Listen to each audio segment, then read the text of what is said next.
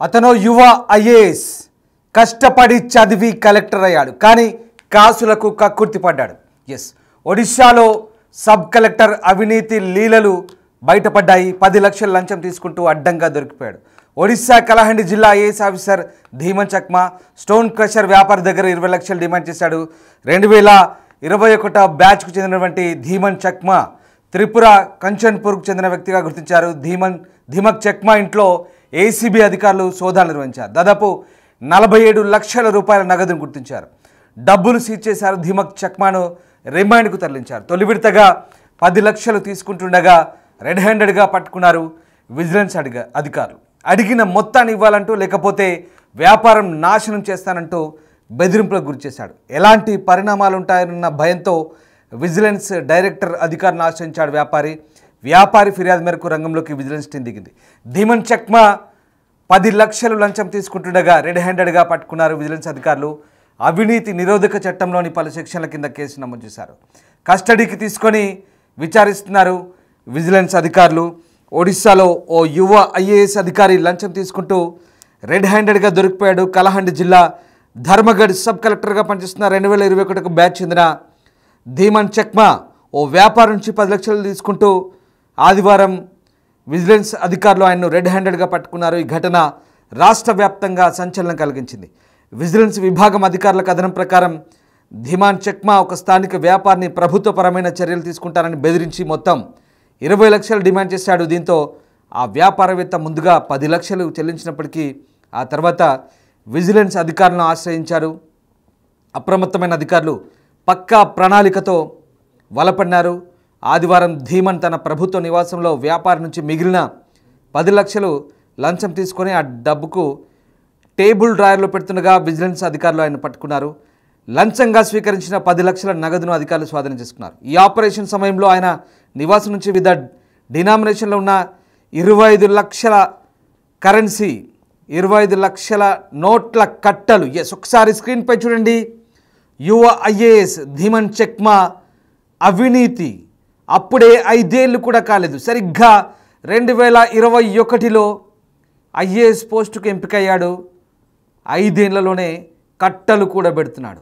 అప్పుడే 5 ఏళ్ళు కూడా కాలేదంటే 5 ఏళ్ళ తర్వాత చేయాలని దాని ఉద్దేశం కాదు, లేదా ఇంకా కొంత సీనియారిటీ వచ్చినాక కరప్షన్ చేయాలనే ఉద్దేశం కాదు.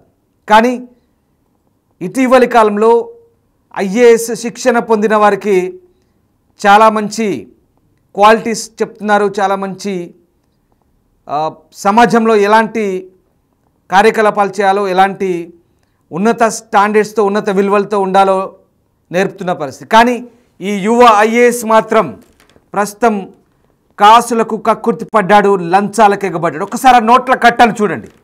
ఏ రకంగా ధీమన్ చక్మా ఇంట్లో విజిలెన్స్ అధికారులు సోదాలు జరిపినప్పుడు పూర్తిగా కళ్ళు చెమ్మగిల్లలా ఉన్నాయి. చూడండి ఆ నోట్ల కట్టలు.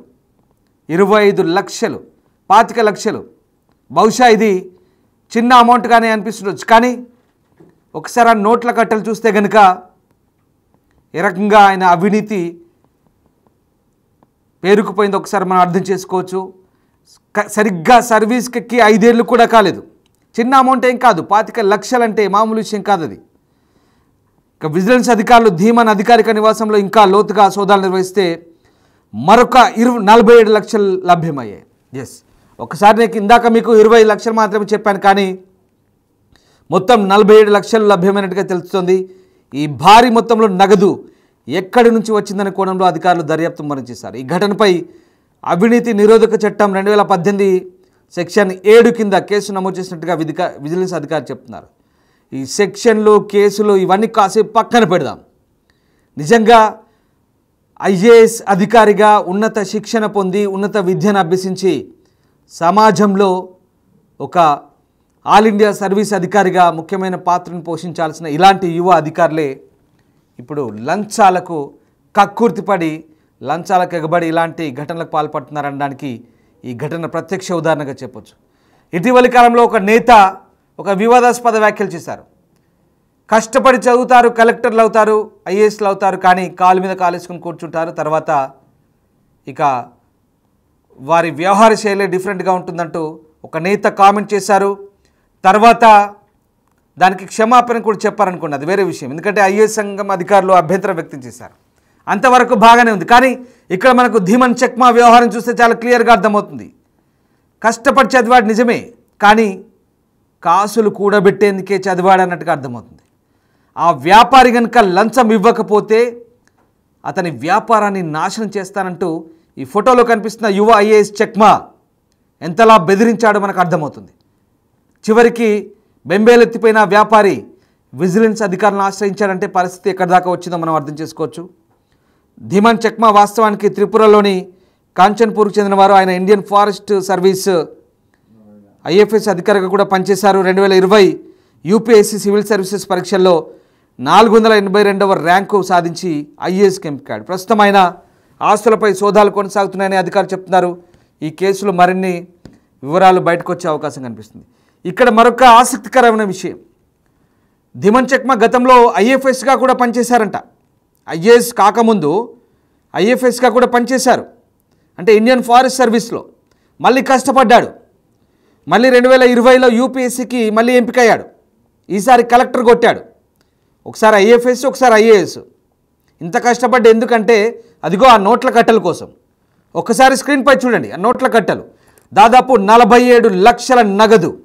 ఒక్కసారిగా కళ్ళు పెద్దవి చేసి చూడండి, ఆ నోట్ల కట్టలను చూస్తే ఆశ్చర్యం కలగమానదు. ప్రస్తుతం ఈ కలెక్టర్ వ్యవహార శైలి దేశవ్యాప్తంగా చర్చనీయాంశంగా మారింది. ధరంకాడ్ సబ్ కలెక్టర్గా పనిచేస్తున్న యువ ఐఏఎస్ ధీమన్ చెక్మా వ్యవహారం ప్రస్తుతం ఇటు ఐఏఎస్ వర్గాలకు కూడా తీవ్ర చర్చనీయాంశంగా మారింది. రెడ్ హ్యాండెడ్గా పట్టుబడ్డాడు. వ్యాపారవేత్త ఫిర్యాదుతో ఒక్కసారిగా ఉచ్చు బిగించారు విజిలెన్స్ అధికారులు. ఈ నేపథ్యంలోనే ఇక్కడ చెక్మాని పట్టుకున్నారు. ఎస్, ఆయన అధికారిక నివాసంలో సోదాల్లో 47 లక్షల నగదు. ఇంకా సోదాలు జరుగుతున్నాయి. ఇంకా ఎలాంటి వ్యవహారం బయటపడుతుందో మనకు తేలబోతుంది. స్టోన్ క్రషర్ యూనిట్లో నిర్వహిస్తున్న వ్యాపారవేత్త దగ్గర నుంచి 20 లక్షలు డిమాండ్ చేశాడు ఈ యువ ఐఏఎస్. ఒక విడతగా 10 లక్షలు తీసుకున్నారు. మరొక 10 లక్షలు ఇవ్వకపోతే నీ వ్యాపారాన్ని పూర్తిగా నిర్వీర్యం చేస్తానంటూ బెదిరించాడు. ఇంకేముంది, ఆ వ్యాపారి భయపడిపోయాడు. చూడండి ఆ యువ ఐఏఎస్ అధికారి. నిజంగా సమాజంలో చాలామందికి స్ఫూర్తి నింపాల్సిన ఇలాంటి అధికారులే డబ్బులు కూడా పెడుతున్నారు. డబ్బులు కూడా పెట్టి ఇలా రెడ్ హ్యాండ్గా దొరుకుతున్నారు. ఎస్, మా కొలీగ్ శివ జాయిన్ అవుతున్నారు. శివ, యువ ఐఏఎస్ అధికారి ధీమన్ చెక్మా వ్యవహారం ఇప్పుడు దేశవ్యాప్తంగా చర్చనీయాంశంగా మారుతుంది. కేవలం ప్రజల్లోనే కాదు చర్చ, ఐఏఎస్ వర్గాల్లో కూడా ధీమన్ చెక్మా వ్యవహారం ప్రస్తుతం ఒక హాట్ టాపిక్గా మారింది. విజిలెన్స్ అధికారులు ఆ సోదాల్లో ఎలాంటి నగదు, ఎలాంటి పత్రాలను స్వాధీనం చేసుకున్నారు, దీనికి సంబంధించిన పూర్తి డీటెయిల్స్ ఏంటి?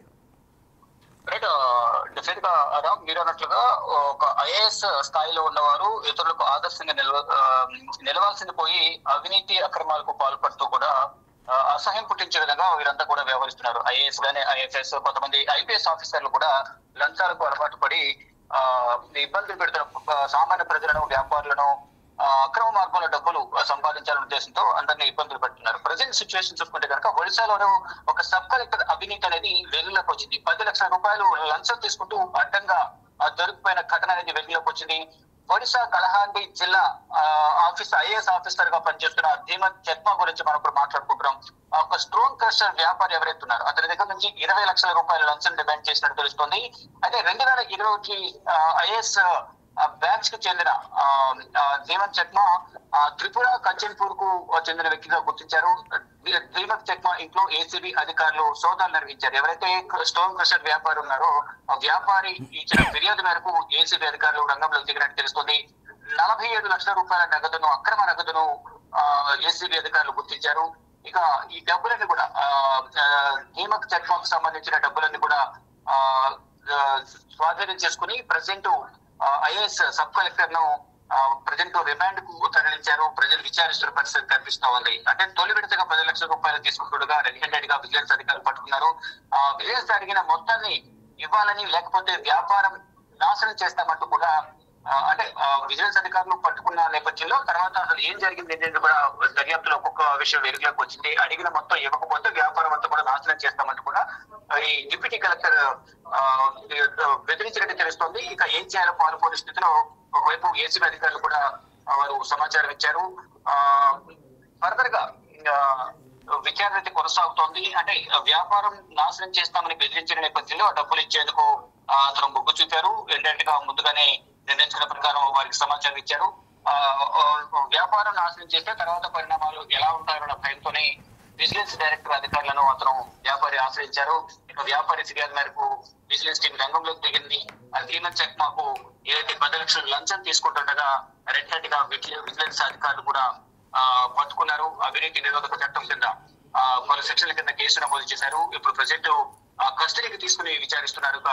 ప్రెసెంట్ అతని నుంచి కీలక సమాచారం రాబట్టే అవకాశం అయితే కనిపిస్తోంది. అంటే గతంలో కూడా కొన్ని అవినీతి ఆరోపణలు దీమక్ చెక్మా పైన వస్తూ ఉన్నాయి. గతంలో ఇండియన్ ఫారెస్ట్ డిపార్ట్మెంట్ లో పనిచేశారు. తర్వాత మళ్ళీ ఐఏఎస్ ఎగ్జామ్ రాసిన నేపథ్యంలో దానిలో కూడా సెలెక్ట్ అయ్యారు. 2021 బ్యాచ్ కి చెందిన ఐఏఎస్ దీమన్ చెక్మా ప్రెసెంట్ అవినీతి ఆరోపణల నేపథ్యంలో ప్రెసెంట్ ఏసీబీ అధికారులు సోదాలను ఇచ్చే నేపథ్యంలో అక్కడ 45 లక్షల రూపాయల అక్రమ నగదులు గుర్తించారు. వారితో పాటు వారి బంధువుల ఇళ్లను కూడా సోదాలు చేసినట్టు తెలుస్తుంది. ప్రజెంట్ కీలక డాక్యుమెంట్స్ కూడా స్వాధీనం చేసుకున్నారు. ప్రజెంట్ గా రిమాండ్ తరలించినట్లుగా తెలుస్తోంది. అతని నుంచి సమాచారాన్ని సేకరించే పనులు అయితే విజిలెన్స్ అధికారులు ఏసీపీ టీం అయితే నిమగ్నమైందని చెప్పాలి. Right Shiva, thanks for the update. So ఇది ఆ యువ ఐఏఎస్ ఆఫీసర్ని చూశారుగా. యువ ఐఏఎస్ ఆఫీసర్ లంచాలకు ఎగబడ్డాడు. 10 లక్షలు తొలుత తీసుకున్నాడు. తర్వాత మరొక 10 లక్షలు ఇవ్వకపోతే వ్యాపారం నాశనం చేస్తానంటూ స్టోన్ క్రషర్ వ్యాపారాన్ని బెదిరించాడు. ధరంగఢ్ జిల్లా సబ్ కలెక్టర్గా పనిచేస్తున్నాడు. వాస్తవానికి ఇతడు ఉన్నత విద్యావంతుడు. త్రిపురకు చెందిన వ్యక్తి ఎన్ఐటీలో కంప్యూటర్ సైన్స్ గ్రాడ్యుయేట్గా అక్కడి నుంచి బయటకు వచ్చాడు. త్రిపుర ఎన్ఐటీలో అట్నుంచి ఐఎఫ్ఎస్కి ఎంపికయ్యాడు. ఒడిశాలోని మయూర్భంజ్ జిల్లాలో పనిచేశాడు ఈయన. ఆ తర్వాత మళ్ళీ ఐఎఫ్ఎస్ నుంచి ఐఏఎస్ రాశాడు. మళ్ళీ కష్టపడ్డాడు. 2021లో మళ్ళీ ఐఏఎస్ అయ్యాడు. ఐఎఫ్ఎస్ నుంచి ఐఏఎస్ అయ్యాడు. చూడండి ఎంత టాలెంటెడో. మరి టాలెంట్ని కాదనలేం, అలాగని అవినీతిని కాదనలేం. టాలెంటెడ్ అవినీతి ఆఫీసర్ అనొచ్చా? ఏ రకంగా అనుకుంటారో మీరే ఒకసారి కామెంట్ రూపంలో తెలియజేయండి. కష్టపడి చదివాడు కానీ కాసులకు గుర్తుపడ్డాడు. ఈ ఐఏఎస్ ఆఫీసర్ గురించి మీ అభిప్రాయం ఏంటో కామెంట్ రూపంలో తెలియజేయండి. వాస్తవానికి ఐఏఎస్లకు చాలా ఉన్నతమైన శిక్షణ ఇస్తారు. చాలా కఠినమైన నిబంధనలు ఉంటాయి. దేశం యొక్క సమగ్రత సార్వభౌమత్వాన్ని కాపాడడంతో ఒక లక్ష్యంగా ఉంటే, అలాగే దేశ పౌరులకు సేవ చేయాలి, అవినీతి రహిత పాలన అందించాలి, దేశంలో ప్రజలకు చేరువవ్వాలి, సుపరిపాలన అందించాలనేది ఐఏఎస్లకు బోధిస్తారు. కానీ ఈ యువ ఐఏఎస్ చెక్మా చేసిన పనికి ఇప్పుడు దేశంలోని ఐఏఎస్లంతా తలదించుకోవాల్సిన పరిస్థితి. అలా అని మనం పూర్తిగా ఐఏఎస్లందరినీ తప్పట్టాల్సిన అవసరం లేదు. కానీ ఇప్పుడు ఐఏఎస్ వర్గాల్లో పూర్తిగా విస్మయం వ్యక్తం పరుస్తున్న పరిస్థితి కనబడుతుంది. నిజంగా ఈ చెక్మా వ్యవహారం ఒకటి కాదు ఐఎఫ్ఎస్గా చేశాడు, ఐఏఎస్గా చేశాడు. ఈ 5 ఏళ్లలో కేవలం దొరికింది 47 లక్షల నోట్ల కట్టలు. చూడండి, గుట్టలుగా పేర్చారు. ఇంతకు మించి ఇంకా ఎన్ని చేశాడో ఈ 5 ఏళ్ల సర్వీస్లోనే. అంటే తొందరగా కోటీశ్వరుడు అయిపోదామని కోరికేమో బహుశా. ఐఏఎస్ చదివింది అందుకనుకుంటా, కష్టపడి ఎన్ఐటీలో గ్రాడ్యుయేట్, తర్వాత ఐఎఫ్ఎస్, తర్వాత ఐఏఎస్. మంచి టాలెంటెడ్ చెక్మా. ధరంగఢ్ జిల్లా సబ్ కలెక్టర్ పనిచేస్తున్నాడు. ఇంకా మంచి భవిష్యత్తు ఉంది. భవిష్యత్తులో ఇంకా మంచి డిపార్ట్మెంట్లో ఉన్నత స్థాయికి ఎదగాల్సిన వ్యక్తి. కానీ ఇప్పుడు ఏసీబీ విజిలెన్స్ ఎన్ఫోర్స్మెంట్ అధికారుల చేతికి చిక్కాడు రెడ్ హ్యాండెడ్గా. ఆ చేతిలో పట్టుకున్న హ్యాండ్ క్యాష్, టేబుల్ డ్రాయర్లో పెట్టిన క్యాష్ 2 మ్యాచ్ అయ్యాయి. అధికారులు రైడింగ్ చేసినప్పుడు సొల్యూషన్ పెట్టినప్పుడు లిక్విడ్ పెడతారు కదా, దాన్ని టెస్ట్ చేయడానికి లిట్మస్ అది పెడతారు కదా, మ్యాచ్ అయిపోయాయి. రెడ్ హ్యాండెడ్గా దొరికిపోయాడు. ఏం లాభం? ఒక మాయని మచ్చ అతని కెరీర్ తొలినాళ్లలోనే ఒక మాయని మచ్చ. పట్టుమని 5 ఏళ్ళు కూడా కాలేదు, అప్పుడే అవినీతి మరక.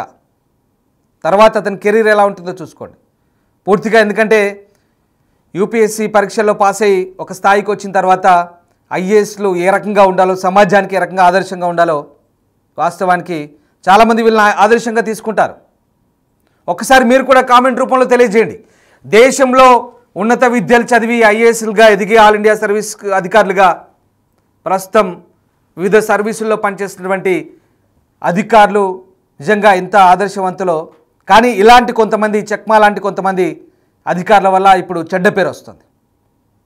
ఉన్నత స్థాయిలో ఉన్నటువంటి ఐఏఎస్, ఐపీఎస్ లేదా ఆల్ ఇండియా సర్వీసులో వివిధ హోదాల్లో ఉన్నటువంటి వాళ్ళందరికీ కూడా ఇప్పుడు ఇలాంటి వ్యక్తుల వల్ల వాళ్ళకి నిజంగా తలదించుకునే పరిస్థితి కొంతమందికి చెడ్డ పేరు వచ్చే పరిస్థితి, ఆ వ్యవస్థకే చెడ్డ పేరు వస్తుంది ఇలాంటి వ్యక్తుల వల్ల.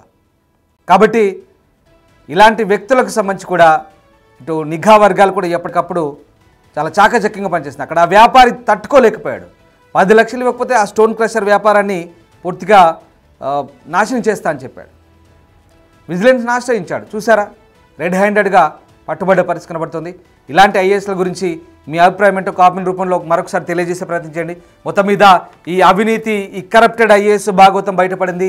ఒడిశాలో ప్రస్తుతం దీనికి సంబంధించి లోతైన దర్యాప్తు సాగుతోంది. ఇంకా ఈ 5 ఏళ్ల సర్వీస్లో ఏమేం చేశాడు ఏంటనే విషయాలపై లోతుగా దర్యాప్తు చేస్తున్నారు.